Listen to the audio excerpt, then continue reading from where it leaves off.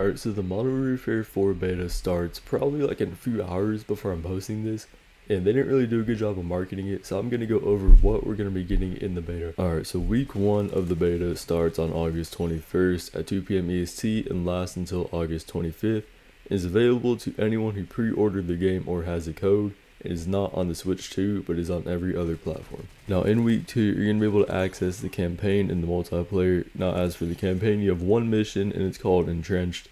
But for multiplayer, the modes are Team Deathmatch, Domination, Hardpoint, Kill Confirmed, Inflation, Search and Destroy, Kill Block with the 3v3 and 10v10 which we already saw, and then the Mobility Course. Now the Mobility Course is there to help you get back to being used to having no Omni movement, and they have it described as a dedicated training facility built to teach Modern Warfare 4's expanded movement and combat systems. But in multiplayer, you're going to have access to the maps Rooftop, Silkworm, Transit 213, Cachette, Lotus, and Kill Block along with its different variants. Now as for like the guns and the loadout in week 1, you're going to have 14 different guns. For the guns, I don't know which ones are in week 1. They don't have a list up. I don't know which ones are in week 2. They just don't have a list up. But for the guns that we know are in the game, we have the Kastov 7.62, the Han 86, the Axion, the M4, the Hyon, and the Patriot MXR. Those are like the AR type guns. And then for the SMGs, we have the PPSH and the ISO Nightshade. And the shotguns are the X58 Nikes and the Resi 12. The LMGs are the Finn LMG and the Type 73. Then the sniper type guns are the Oris 6.8, the Mar 9, Signal 50, and the KG7 Vulcan. And then the pistols are the Deagle or the 50GS, the Crate P68, and the Sang 9mm. Now we already saw most of those guns I listed, if not all of them, in like the early access they did like a month ago. There's also supposed to be 9 tacticals, 11 lethals, 11 field upgrades, 8 streaks, and then like the 3 perk system.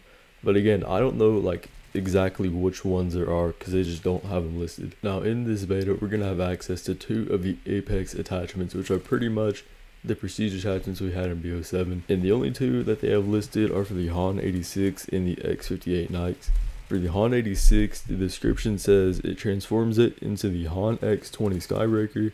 This advanced weapon system mounts to the top of the receiver and allows the platform to deploy 20mm airburst rounds which detonate at specified distance. I don't really know what that means, to be honest with you. I guess it like shoots like air things or whatever and they just kind of explode at a distance. I don't know, we'll have to see in the beta. It kind of just confuses me. But then for the X58 Nikes, it is described as becoming the X58 Void, complete with a brass catcher and an extended wrap suppressor.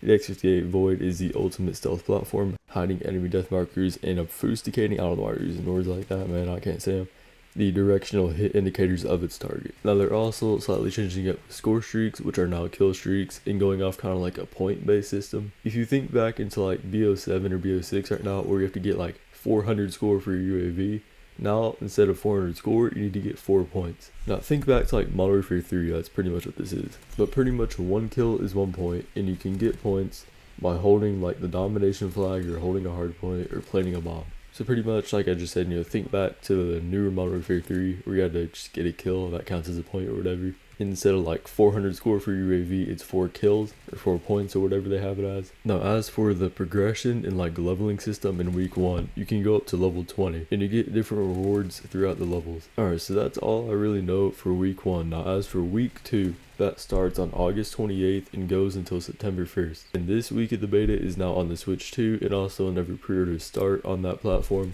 And this beta is open to anybody. Now in this week you do get some pretty cool new things, but starting off we get 5 new guns. Again, I don't know which ones they are, but hey, we're getting 5 new guns in multiplayer.